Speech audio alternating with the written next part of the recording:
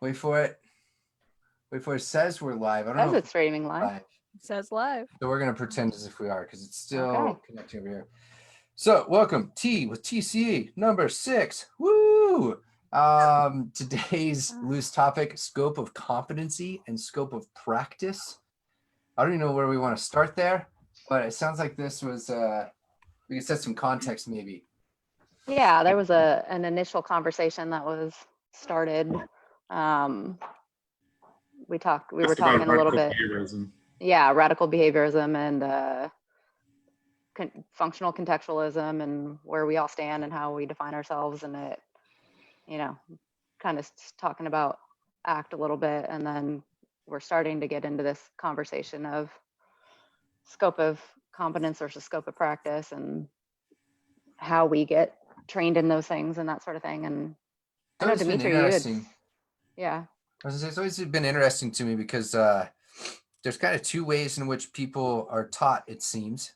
And I guess there's a spectrum in between, but it's kind of like you're taught the basic principles and how to kind of work on shaping and reinforcement, like all these sort of approaches that could be worked at and applied throughout a whole breadth of different applications, or you're kind of taught specifically in one area.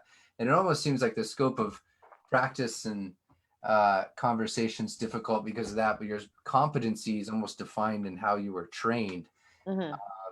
And there's kind of two approaches to this. Like I've met people that say like, oh, we're masters of the principles of behavior, but like they can't apply them in certain areas. And it's like, well, our practice can be that it is not for you. And this is the same for my skill sets, right?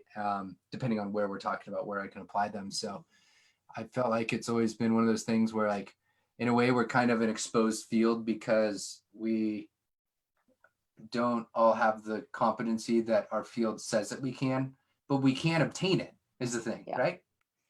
Yeah. And my perspective on it is behavior analysis can be applied to anything that involves human behavior. Like we may not directly be making the biggest influence in certain avenues where it's more about other things than human behavior, but there's still a peripheral that we can provide support with. And there are a lot of things that we should be within the main mix. Yeah, as I got further down the line, I also realized like your scope of competency on a certain area of human behavior might also mean that you have competencies in areas outside of behavior analysis. Mm-hmm. like very and quickly. And that was one of the things we had kind of just brought up too, or discussing, was people are leaving the field to go do other things because the field isn't providing. Yes. Yeah. Yes. Yeah. That was brought up last week. I do remember that now. Yeah. Okay. Fulfillment? What? Just not providing the avenues and the training and the just anything really. It's like, having to, and honestly, like, I think also maybe that's fine. It's absolutely fine. I'm curious as to how the field is going to continue to define itself as far as what it says the practice is, or the scope is. But I'm starting to kind of wish that we don't have this thing called, I'm sorry, I don't mean to interrupt you, but no, okay. I don't want to lose this thought, and I'm losing thoughts really easily right now because I'm fuzzy. But like, I never drink either. I had 3 glasses of wine and I'm like, but fuzzy this morning. I'm fuzzy, man. Yeah. But it makes me wonder, like, should we be talking about even something like the field? Like, what is the field? You know what I mean? Like, yeah. Who is who gives a shit? Like, who are, like, it seems to me like we're constantly trying to, like, it's almost like this weird, bizarre intellectual keeping up with the Joneses, but no one knows who the fuck the Joneses are. And it just so happens to be whoever has the fortitude to declare themselves king for whatever periods of time gets to make the rules, and like everyone just goes along with it. And then the next person comes along and like they drive the vision of the field. And it's like, why does that matter? The field is whatever you are. You are a representative of the discipline maybe, But like in terms of like talking about things in terms of the field, to me, I don't know. I'm starting to really change my tune on that. I don't know if I care about the It'd be field. nice. Yeah, it'd be nice to have different language for that. I think I like the discipline. That sounds good because that's the discipline of behavior analysis as a whole and how it can be applied. Almost seems like it fits within the APA format and kind of how they ended up changing into division whatever, right? Like they have these different areas. I love, honestly, the more I think about it, the more I like that model, dude. Because it's less totalitarian, quite frankly. Like it's less singular, unilaterally focused. Yeah. You know, and that gives people some freedom to operate.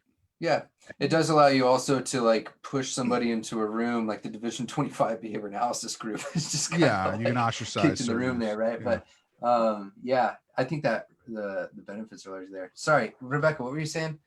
I don't know. I mean, I along those lines, it was just, do we need to have this separation of, okay, so we have the discipline of behavior analysis, and then we have the practice of autism services, and we have the practice of school supports. And Casey's watching from the Behavior Bitches podcast, and she said we need more mentor programs. 100%, right? God, yeah. Well, and that's my problem with people going outside of the discipline. I'm trying to use that word instead. Is that there's no then connection still back with the rest of people who are coming up and wanting to follow a similar avenue and similar path. That's what I think is missing, is like all those people that are going out and doing the other stuff.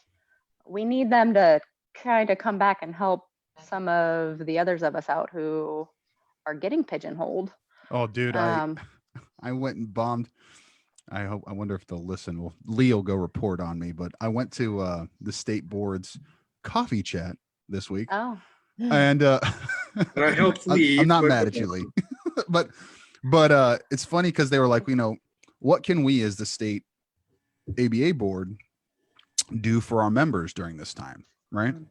And it was like CEUs and speakers and workshops, and I'm like, or you could actually put together an informational roadmap that helps people design a practice, teaches them how to access funders so they can advocate for services, so then they can maybe actually set up services wherever they are, rather than being dependent on big employers. Actually treat yourself as a trade organization representing not just the science, whatever the fuck that means, but also like the people that are in the science that pay the dues that make it possible for such an organization to exist, and actually advocate from that perspective. And I don't know how it was received. It was received mixed and whatever. Hopefully they do something with it. But I mean, like, that's where I think that perspective is just generally lacking, because our field is pretty like, oh man, how am I going to say this? This is going to be super controversial. It's pretty money grubby, dude. I mean, honestly, like with the exception of people who work in public schools, of course we are. It's pretty money grubby. When you got private equity involved, when you have like people who have been BCBADs from the get, or have like established pretty extensive practices, like they're not interested in opening up the doors and giving people a peer behind the curtain so that they can also learn, so that it can be like psychology, where any asshole can hang up a shingle if they have the expertise and actually make a living doing it and be an independent, like a lawyer, or like an actual respected profession that is of high skill, right? And that kind of like unwillingness to share, and that coming from a mindset of zero sum rather than abundance, I think is what limits the field and keeps it pigeonholed and keeps it kind of stuck in this singular paradigm. But that's not the field. That's the culture that sets that. But I mean, exactly. So like, aren't those things the same now anymore? Like, it seems like they've become synonymous terms to me. That's why I think when I use the word field, and that's why I think I'm getting to the point where I don't care, is that like, for me, it's become an equivalent class. Like they're synonymous. Dimitri, sorry. Dimitri, that goes in here. Let me try to get my thoughts together. Everything you're saying, like when you brought up the state chapter, as well as earlier in our conversation, this really has to do with, how do we start up a ABA business, which most likely in everybody's terms is, how do we start up a clinic or a parent-client training with how do we get those funding sources for this idea of pigeonholing our field anyways, of working with developmental disability, autism, like etc. So going back to our conversation of, I mean, before, although Dimitri, I do agree, like we need those resources. I would love to have those resources. So are you saying like there's a difference But between teaching people how to practice versus teaching people how to run a business? Is that kind of the distinction you're making? Or or that specific business? Right. Because I mean, really, you're asking for, because there's a difference. If we think, at least I would assume there's a difference on starting a counseling business.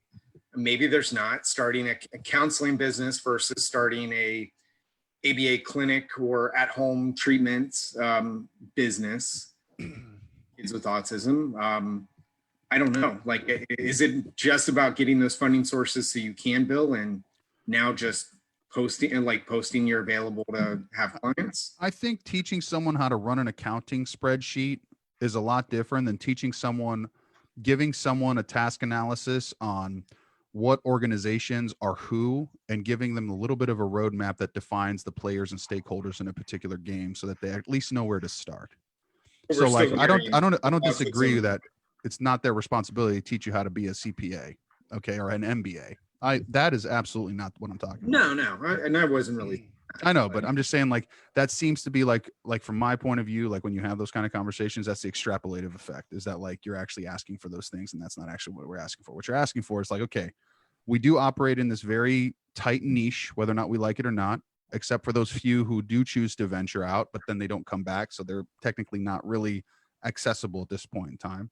And just generally in the zeitgeist, we exist in this disability space, right? And there's only like 3 or 4 really models that anyone is doing at any given time when it's all said and done. I mean, and even that's probably being generous. It's really more like 2: medical, educational, and then those have some subcategories, but whatever. Like, I don't think it's too much response effort or an unreasonable expectation to think that like that should be a collective thing that's just like common knowledge for everyone. I mean, like, you got to think about it, dude. Lawyers actually learn how to run a firm in school. That's part of their education. Doctors are taught how to run certain administrative aspects of running a medical practice. Okay, that's part of building competent professionals at a very high performance level. So if you're going to do that, so like if you want to claim that we fall in that category, in which I think that we should want to at least aspire to be in that category, like that should also be incorporated in our practice so we can actually exercise best practices. But instead, because of the absolute overwhelming need, it's been kind of the Wild West out there, which on the one hand is exciting because that means Wild West equals uncharted, equals unregulated, equals crazy opportunity, but also makes it rife for exploitation and monopolies, basically, or at least like consolidated power. Okay. It's a bad name. So yeah. So like, you know, I don't think that's a crazy thing to like put out there into the world and say, hey, you know, some of us think this is kind of what we should be doing because it seems to make sense that this is how you actually start elevating everyone. You know what I mean? Get the tide to raise all the boats instead of just a couple. So just some things. Ryan brings up examples all the time of look what fields are doing. My wife's in the counseling field, which is why I brought that up, and a lot of their conferences, they do have pull out groups that really focus on teaching you those skills that you're asking about, Dimitri. So yeah, that's great. I think we really do need to look at our field, our discipline, whatever our chapters, everything needs to look at how other similar disciplines, fields, what are they doing? Because, and then how do we reflect that to what our people And then I think the unfortunate part is it's clear that more training and more emphasis needs to go in, and no one's going to be happy with that. And it also can't just be blanket, right? Like if you taught every person who's going to a master's program about spreadsheets, someone would lose their absolute mind, right? Mm-hmm. So yeah, we had Casey mention, I know I've talked about this before too, like, but supervisions, she's saying we should have our supervision standardized and almost like a residency in med school.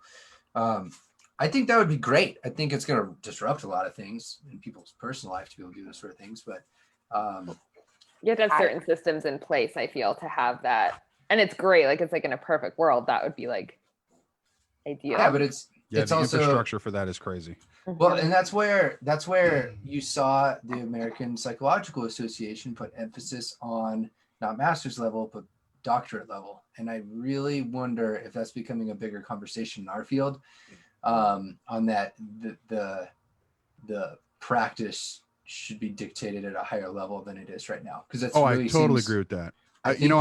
There was a point in time where I would have disagreed with you, but I think you're totally right. Sorry, Ryan. I think that's going to be a conversation more and more as a result of COVID, realizing like, I don't know. I think COVID, not because of COVID, but COVID kind of brings up more of those conversations.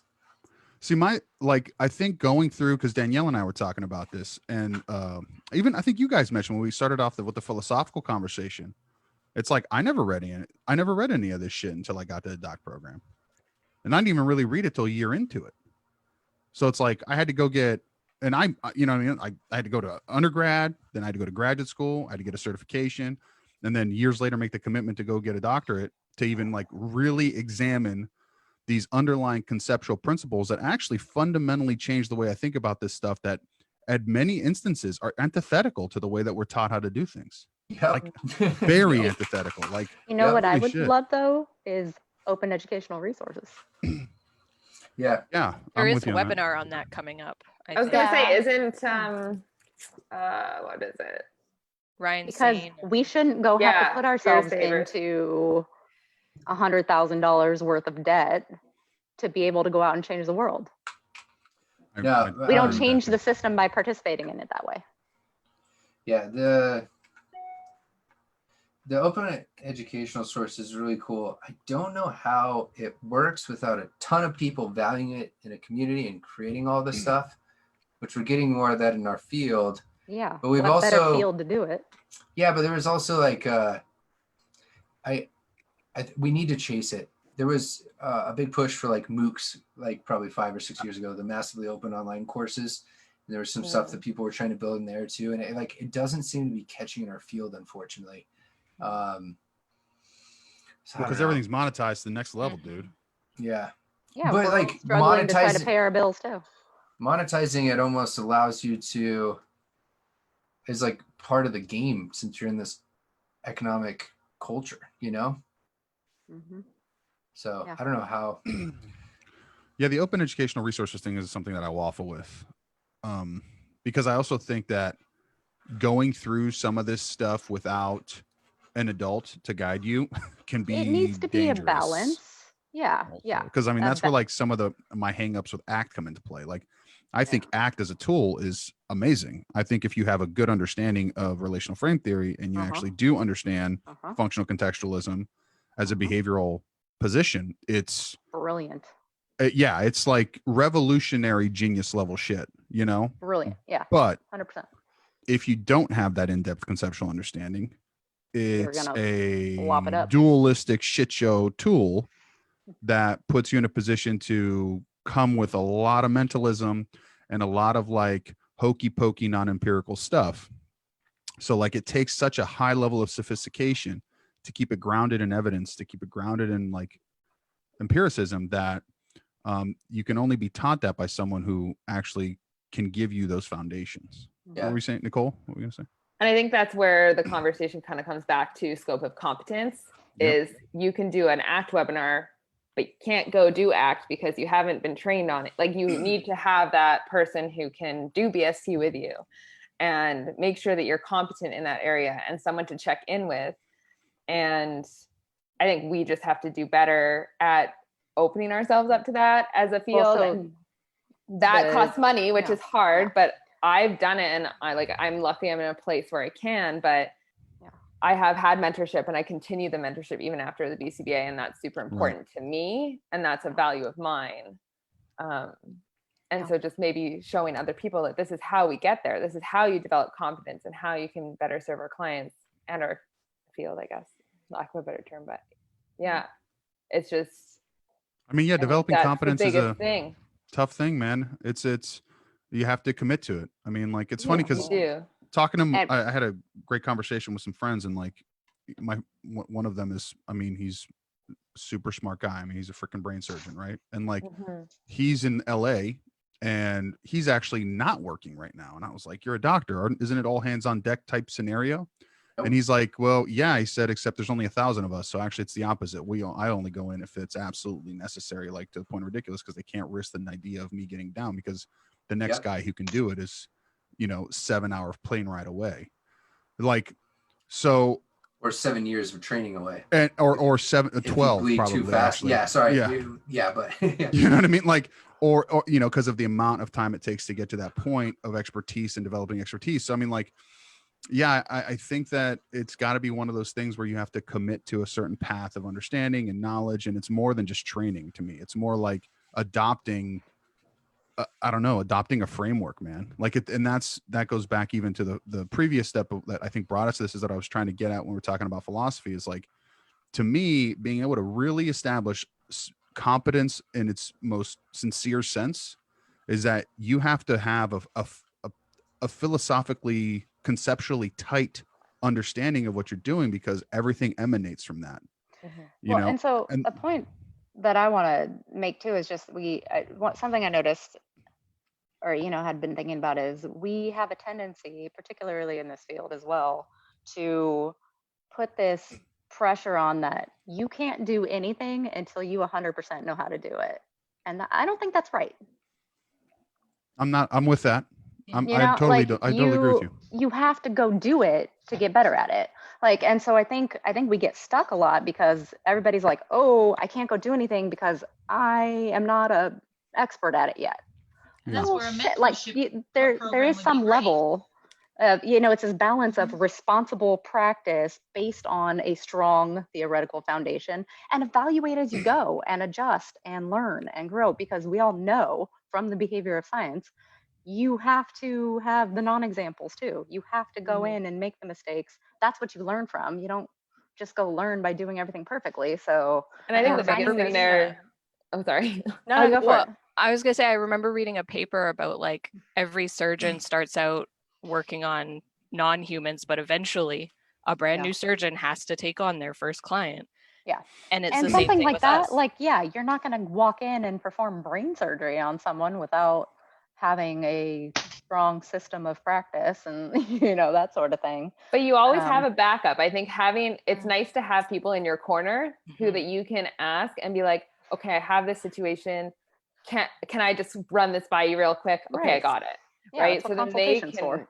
exactly, but they consult on us, right? And that's having that mentor to consult with is really important. Yeah. Going forward. Yeah, I mean that's kind of like from us doing the Sidman thing. I mean, creating a community of learning, man, is like a really big thing, and that gets very difficult because of the other forces that we were talking about, right? Because it gets very everybody difficult. wants to get paid for their time. Yeah, everyone's trying to get it's like there's no you have to have long-term thinking in mind, and you also have to have like you already have to know what you want to do also, right? Because like if you play in the pond too much, you know what I mean, it's gonna get muddy. So I mean, like you have to kind of be a little bit careful with that as well. This is good. See, cultural or not culture, competency. Oh my God, burf. Yeah, that's just because we're talking about cultural competency this week. So those words are often paired. That's in our course right now. Oh man. Nice. Yeah. Yeah. Cool. I guess the competency stuff, it reminds me of ethical discussions. Like I don't think there's ever going to be this is how you do it, right? There's not going to be a task analysis on how to chase these sort of things. We're just going to kind of slowly get better and better and better at it. If anyone's lost there, it seems like the best way to go about it is find a damn mentor. It's not easy, but like finding that mentor in community is pretty much number one, so that you can start applying your skill sets, getting the feedback, right? Yeah, Shane over and here then is go talking out and about be a values. mentor. Yeah, you got to take on people. You got to be free with information, man. And that's Has anyone read The Go-Giver? Anyone? No. I feel like I've heard the name, but I haven't read it. It's a really nice book of how to give more to get more, And Mhm. it's a nice story. Just saying, it's a nice one. Mhm. But it also Yeah, what? the Real most pitching it. judgy. Like, have anyone read The Go-Giver? Like I was How like, not? it's good. Oh, that's good. It's probably just massive in Canada. Hasn't crossed the No, border. I don't know. It's like it's not in our field at all, but it just changes our perspective. I was like, oh, I usually like every time I ask, someone's read it. So I was like, oh, okay, no one's read it. It's a short story, but it gives you perspective on like how you bring in more by giving more. So It's by getting Penguin. it's getting rid of this mentality of I have to hold on to everything to keep it versus giving and you receive more, right? Yep. So Yeah, Simon Sinek has a book called The Infinite Game that's based on a similar principle. yeah, it's a Yeah. nice read. Took me a couple days. It's pretty short, so it's good. Yeah, 144 pages. Bob Berg, Yeah. 2007. Penguin Books. Penguin Books also published the most recent Steve Hayes book too. Pretty Oh. sure. The Braided Mind. The Braided Mind. Their self-help category, man. Sounds like they really hit hard on this. That's cool. The Good one. a part of this that's kind of interesting is like, where do you find your mentors? I've found weird like mentors through online communities, whether it's like YouTube video stuff or like business areas. I don't know where you all find it, but like behavior analysis, you usually have to go out there and like work side by side with someone. And I could benefit from that in those other modalities, but it's almost, I don't know, there's, I think our field, maybe where I'm getting at is I think our field is a little slow to adopting on like, how could you mentor from afar and provide these services, like a mentorship from some of the people that are in these big organizations, scientific organizations, or ABIs and such. That'd be sick. It'd be really cool if they provided that, right? Well, I think this whole teletherapy is opening up a lot of different ideas in people in education in our fields that you would never think about teaching, working with a child over a bit, face to face on a camera that you had, 3-4 months ago. You would say, no, that definitely would not work. But there's a lot of things out there now that were not out there before. Yeah, people are rethinking things. Yeah, you have to. You have to. Otherwise, you're not going to be working. Yeah.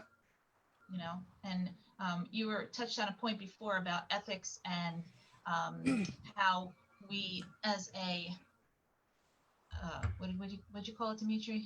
Oh, discipline of field. Discipline, right? Discipline field. So ethics and people working in the world of having their own business. Having a field or a business owned by a BCBA and having the same business owned by a non-BCBA. There's things that they don't have to do that are, there's a code of ethics, and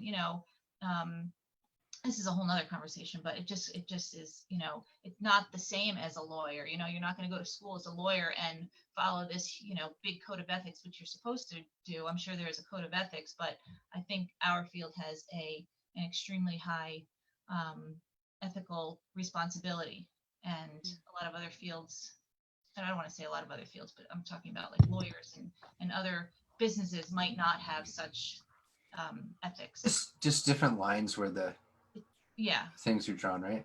Yeah, we definitely have I agree with that statement.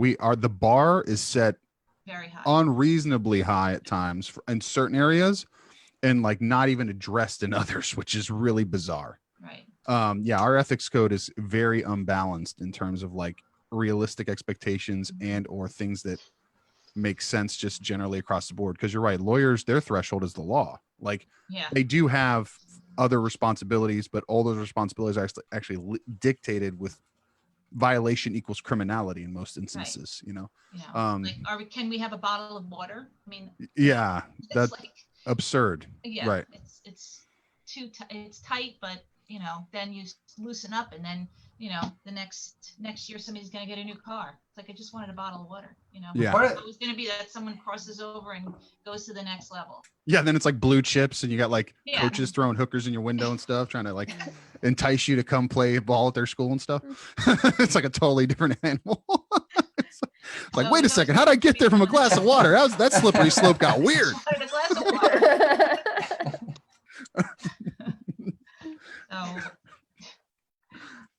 I feel like that's like true.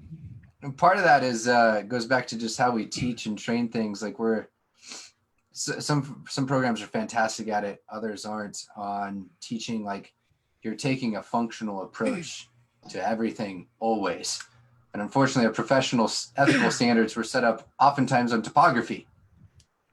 I get why on some situations, right? Like we don't want to see any form of this sort of thing, but also the reason those water discussions come up, right, is you mean maybe because they're not actually training us to look at things functionally well enough to apply the code?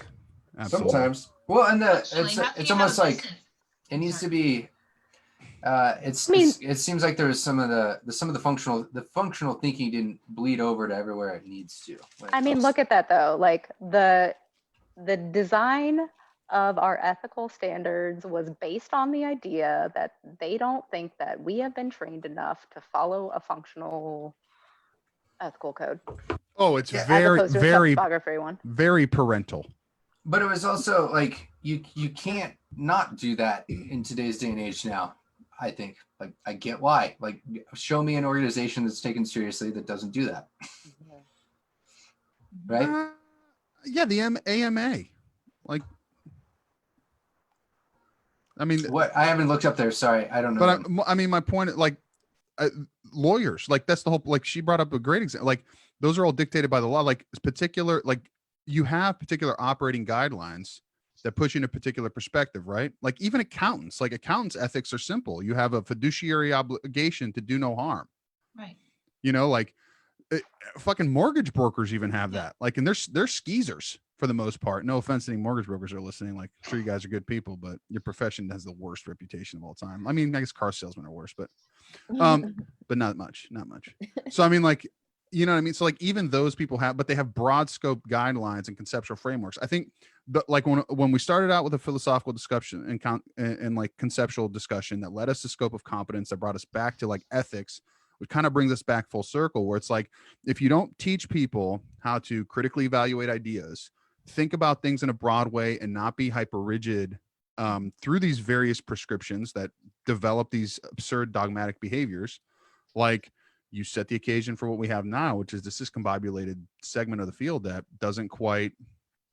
can't quite operate independently without hyper prescriptive practice, you know?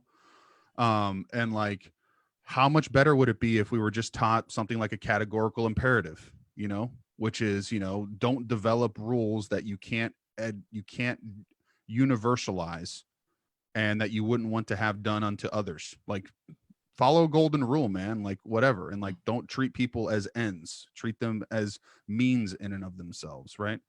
Like, those are things that are pretty basic that you can take and extrapolate all of our ethics from, and then make decisions, contextually appropriate decisions relatively to that. Obviously you have to have some things that are prescribed just because they're idiosyncratic and they are going to break certain norms or whatever to set this expectations. Like, you shouldn't sleep with your clients and that Right. kind of Don't garbage. sleep with your clients. That's a good, like, That rule core.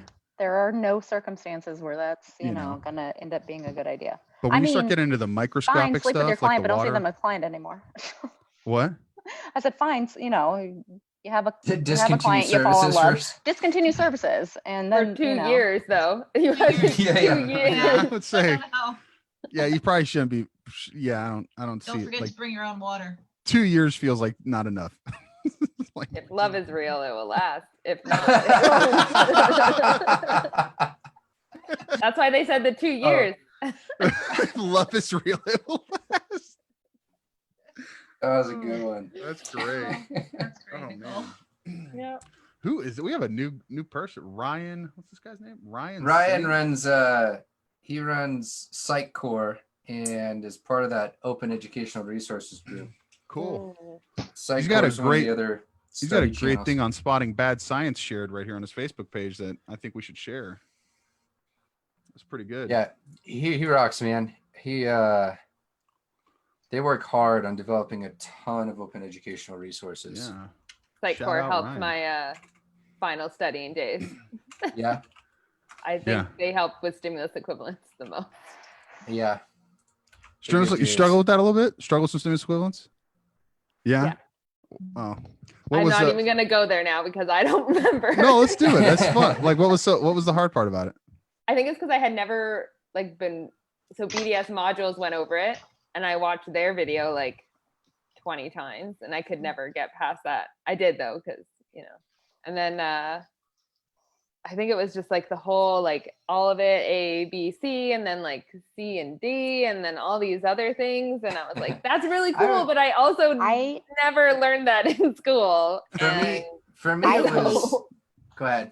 I was to say, I hate the terminology of stimulus equivalence. I much prefer when you start to actually get into RFT and look at like the derived relational responding. And it's hard to like make that transition too. Made more but sense. That one makes so much more sense because it's broader and you understand. Well, the other ones get came from, the other ones came from mathematical terms. Which is why I was like, what?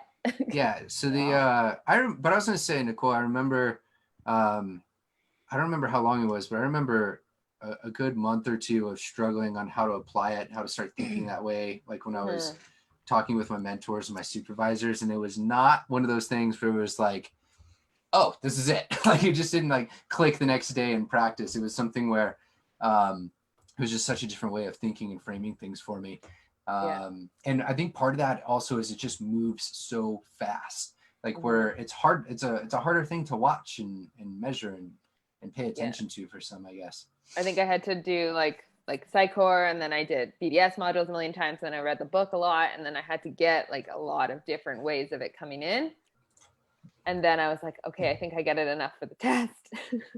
And then stimulus equivalence or like stimulus equivalence. Dude, I love that stuff. The stimulus, like it was one of my graduate projects is on stimulus equivalence, and it was really easy for me to think about it. It's like on learning other languages. So it's just writing, speaking both languages. Okay, that's an easy ABC. Yeah. For some reason, it just wasn't like computing in here. Oh, like the thing is, it's like, well, because it's looking at the logic of how things happen, and like it doesn't fit neatly into like, obviously it follows 3-term contingencies in terms of the individual responses, but in terms of thinking out of it as an overarching framework, like all the different equivalence relations, you get a pretty complicated like web going. And then if you do flip it to RFT and then you add transformation of function on top of that, then it becomes a totally different, like web. But man, that's where like our field transforms into magic though. Like that's the thing. That's why I was like, this is like secret sauce right here. It is. That's the juice. 100%. That's the A1 of what we do, baby. And that's the good stuff. That was the coolest thing too, is when you really understand the philosophy and the difference between the two and why they started selecting one term over another, including probably most notably the transformation concept. It was unreal. One of the coolest studies there was they were looking at when you trained A equals B equals C versus A is less than B is less than C. So you have this growing, I guess, greater than towards the C relation. When they shocked the B relations and they taught that this aversive event's going to happen on B, what they saw for the first time ever with respondents is that you get more in the C condition than you did in the A. Whereas when you look at respondent behavior from all the way back into Pavlov, all of that, that motherfucker conducted over 500,000 experiments in his lab throughout his career. They all followed the lesson as you did the conditional pairings, right? Where you kept going. But that one article was like so different in how you can actually go the opposite direction. Can you believe it took us 100 years to figure out you can go the other direction, and it's just through language? And that's the implication of like mental health and behavioral health issues, right? Is there was like language that did that. Whether you agree with the RFT framework or not, that article, man, I need to find it. It's one of the coolest freaking things that I think's ever been done in science. Like when you talk about the implications of understanding anything at all, that it changes just off of the way that it's framed. I mean, so like basically stimulus equivalence is like, for those listening who might be interested, and I'm sure a lot of people listening actually probably know this, but the easiest way that I like to think about it is stimulus equivalence is the math. It's the math of these like functional relations that are happening in the environment that are fluid and ever weaving, but it's the underlying math that goes behind it and how those things emerge over time. And then like once you start adding in conceptually, when you include it in a relational framing network, or framework, you get a totally and the explosion of behavior- relations. Yeah, and the behavior operates differently under these two different paradigms. Like, Yeah. like you can't. It was assumed for however many 100 years that they just worked the same way, right? Nope, not in that case. It's No. fucking great. It's I don't know. amazing. It's really good The stuff. fact that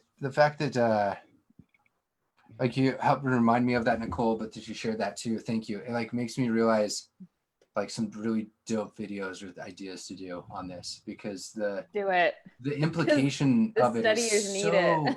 it's so crazy what the implications of that are. I remember when it clicked for me and I was just like, wait, what? Like everything that I learned beforehand can be flipped because of this one Just concept flip. of transformation. So Oh, cool. dude, that is literally the moment where Neo discovers he can stop bullets. Like, real. Like, because then, like, really, you can make any behavior. Like, it really does make it so you can conceptually get to any point. It's just a matter of being able to set up the conditions to get there and to like to actually create the contingencies to make it happen. It's like, it's pretty cool. And also, like in your practice, and that goes back to like what we're talking about as far as failing. Like, that's the kind of work that's the cutting edge shit in our field that no one's really doing. That is amazing. That breaks a lot of the rules and the norms of practice, you know, in terms of like discrete trial and like just a very conceptual 3-term thinking, you know? And like, that's the stuff that people have to be able to fail at doing a bunch so we can develop some applied ways of doing it outside of strictly an ACT framework or, you know, whatever Fit Learning is doing with their, you know, RFT curriculum or whatever Peak is doing. Like, cause it's not like, there's got to be more naturalistic ways to teach that stuff. But yeah, it's good shit. It's the best. Awesome. Yeah. Hell yeah. Is Ryan coming in? No, I need to shoot him a text. Sorry. Okay. I know he's usually got kids. What else you guys have to talk about? You guys have anything else? I don't think so. I mean, there's always stuff to talk about, but maybe Oh, man. for next week. Yeah. Maybe for next week we can think about our criminal justice system reform. Oh God. Ooh, criminal justice. Oh my God. Wow, we are diving deep with that one. Oh man. This is why I have no friends. Speaking of, you know, speaking of scope of competence, are we? This is what I want to talk about. Right? No, I am dead serious. Serial This is killers, why I bro. have no Serial friends. killers. Well, I mean, Behavior Bitches just did their serial killer. Yeah, they did. Not yeah. serial. They did they have like the guy who was in jail. Lister. Yeah. Not he was a serial killer. He didn't do anything. No, Bruce Lister. Yeah, that was that was so cool. interesting. That was great. 3-part episodes. Well, Plugging I that mean, for you guys. how about this, Becca? Give me a more like pinpointed question. I'll see if I can answer it for you. Oh no. Mm-mm. It's like criminal. How do we reform criminal justice? Is like it's an entire topic of it I goes don't back know. to the changing the culture. Yeah, Yeah. man. Of how we respond to things using it becomes our like understanding this of whole, behavior. Yeah, Yeah. Like, and that, like, there's a lot of, actually, ironically, because we're doing a lot of this reading right now, Danielle and I are doing a lot of culture, meta contingency, macro contingency readings and that kind of stuff. And, you know, it's conceptually interesting and it is obviously behavioral, but I mean, in terms of substantively impacting it, I have like, dude, how do you even begin? I mean, to unravel or unweave that whole thing, because there are so many variables that are almost impossible to even think about touching. Like you're talking about societal movement, man. Yep. So I mean, I guess we get some muskets if you want, and and like As an aside, like I actually would absolutely love to have a behavior analytic political realm group. So like a public policy group. Yeah. Just how do we absolutely behavior analysis and public policy. That is something that I've thought greatly about as like a future. If you can't tell, I have a lot of things that I eventually want to go into. You see the topics I bring up, right? Like I'm all over the freaking place. Absolutely. But no, public policy and behavior analysis. I think that is definitely a topic for discussion, and how but again, going back to what Dimitri was saying, that it's definitely one of those topics that we can discuss and we can, put all of our ideas about, but when it comes to actually implementing, that's definitely one of those, you got to be in it for the long game.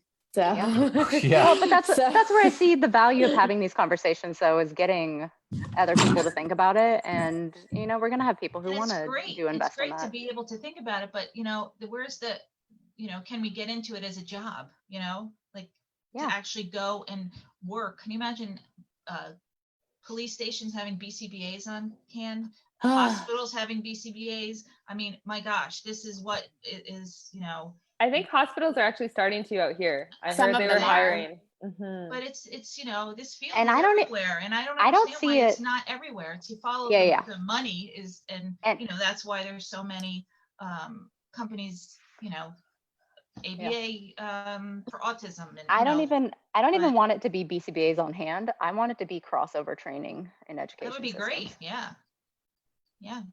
Definitely doable. Yeah, I mean, we can have that conversation. do it. We could talk about it. Public policy and criminal justice. Oh man, phew. Ooh.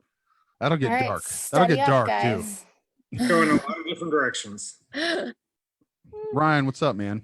Welcome to the Not group. much. Thanks for inviting me. Absolutely. All right, I'm gonna dip out though. Mhm. Cool. Later, Casey. All right, Bye, bye. Okay. Oh, I'm an S minus. Big time.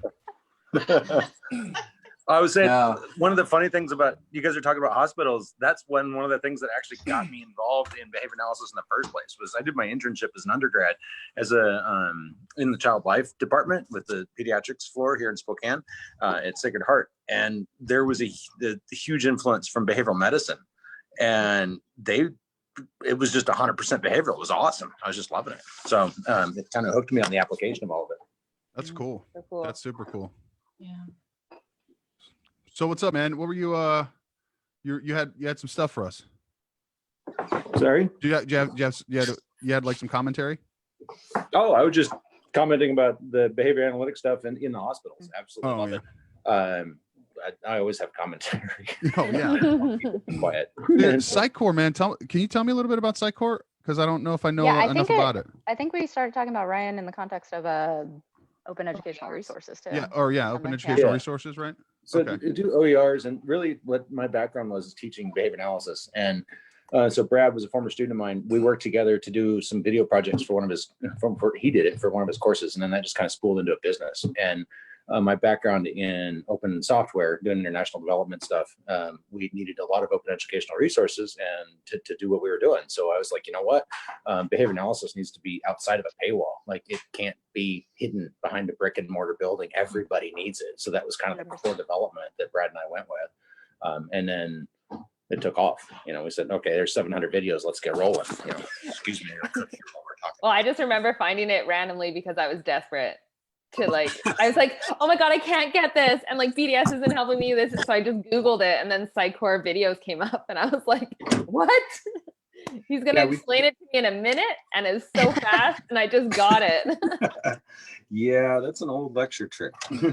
I know. And I thought it was brilliant. Yeah, it's fun. We have a good time with it. We're obviously expanding to monetize and stuff over time, but Yeah. it's really hard. Our content will always be open source. It's our open educational resource. Sorry for the open source language, but that's really what we go for. Is we thought it was unethical to take. I mean, Skinner talked about you want to change the world. You need the skills to do so, right? People need the skills to do so. So, and not everyone goes to college, but you can teach anyone this stuff. You don't have to be a college student to learn how to manage behavior. So let's get it outside of the brick and mortar. To me, it's unethical to hide it in the university. It's just like open science and open access journals and things. I think it's unethical to hide it. So. I totally agree with you, man. I mean, who owns it's like the guys who discovered insulin gave it to the world for free, and now we charge people $1 billion a year for it. They didn't trademark it and they found it, but now we have to pay for it. The whole idea was science should be free, discovery is free, human knowledge is free, man. And I don't know. Actually, it's not even free. It just is. That's the whole point beyond of the notion of society, free. right? Is developing things together for the benefit of all of us. Yeah, the one thing I've talked on and off with Ryan and others about on this is I get them every once in a while. I wonder if you run into these too with Psychcore, man. I've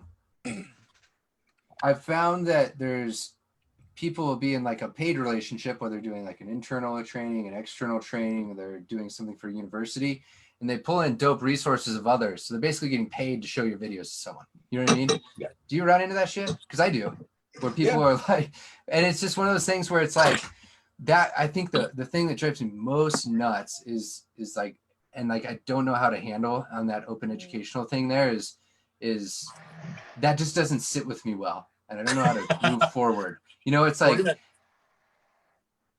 it's like, you know, I don't know. I feel like it's dirty, but I also respect it on one side.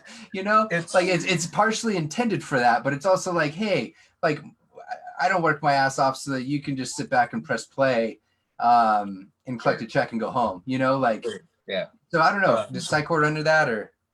That's you're gonna laugh, Ryan. That's our business model. Well, yeah. Like, I mean, we did that. We first off, that's a doc that we're going to talk about tomorrow with that OER CEU.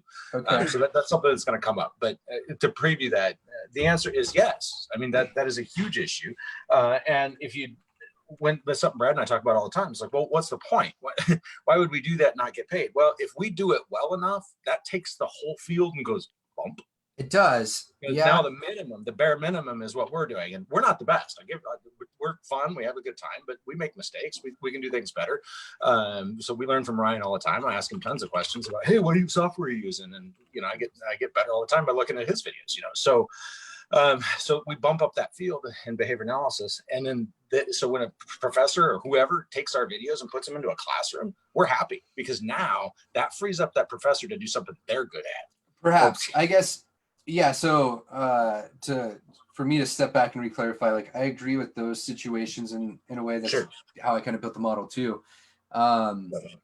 It's, I guess, how do we, like, do you just think iterations of that will slowly just keep raising everything and you're cool with that and it just kind of, the tide rises over time? Because because it's every once in a while where it's like, hey, someone, we're dealing with this a little bit right now with the documentary piece where it's just like, hey, people want to buy and train their staff with this sort of thinking. And I knew that was going to happen. And it's not that I'm actively seeking and worried about it. And it was built into the assumptions, but it's one of those things that I guess I'm personally trying to understand. Like I've leaned, I think for the most part on try to put like 80 or 90% of that shit out there, at least for free all the time and make it accessible. But like the one thing that's different between his videos and mine is like, I always retain the YouTube copyright. They're always on a Creative Commons license. I can always switch that over. But part of that has been, I just haven't finished educating myself. And then I run into those situations where it's like, it just drives me freaking nuts. But that's like probably my thing to sort out, right? Yeah. That's not that other person's fault, right? The other argument that I make is that teaching isn't watching a video. You know what I mean? So like if somebody was to put my videos in, not many people are going to learn. You have to go through the effort to learn something.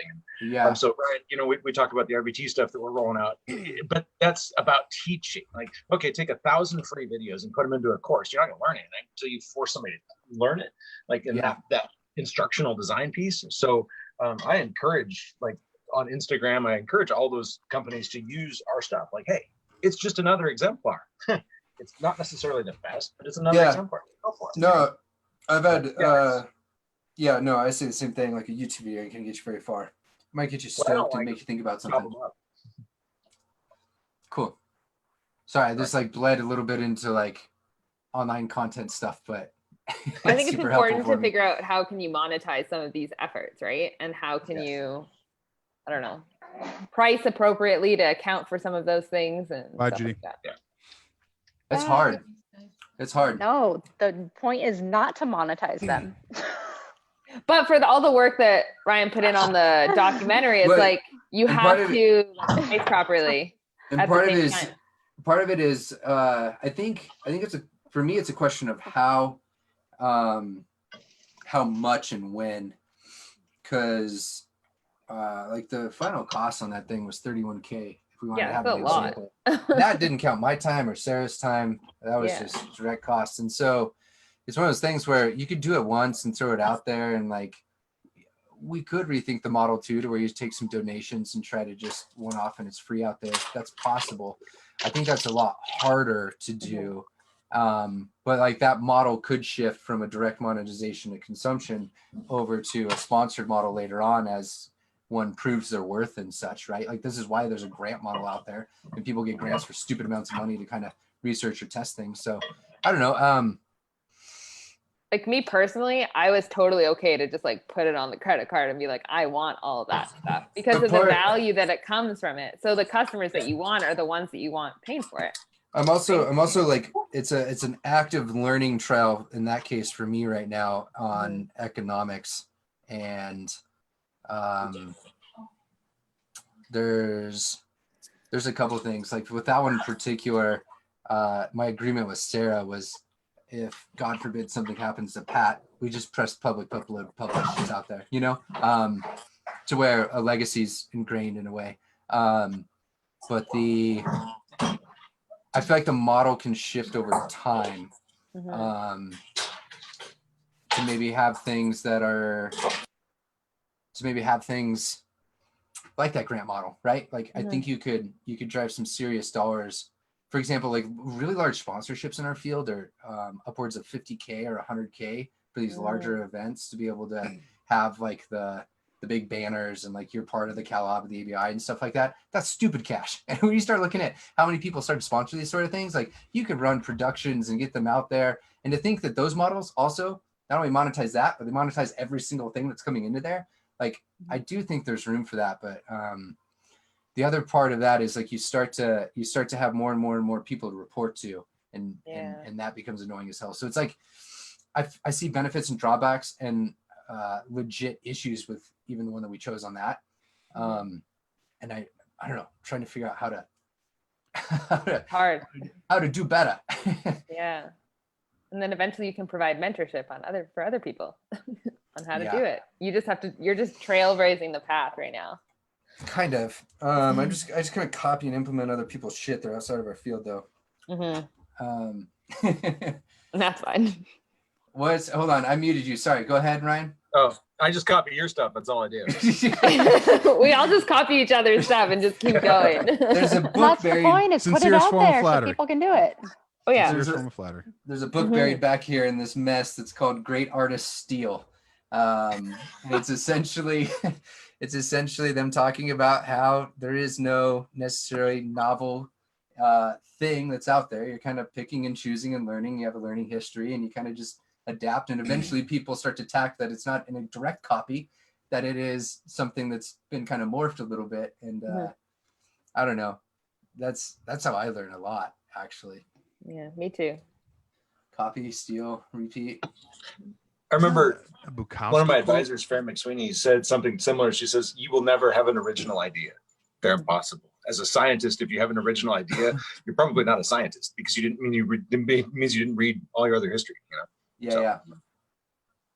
Oh yeah, original ideas are hard to come everything's by. derivative.